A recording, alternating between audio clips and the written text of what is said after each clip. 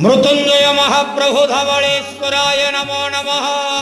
दीपं यदि परं ब्रह्म दीपं यदि जनार्दनः दीपहरत मे पाप पूजा दीप नमस्तुते।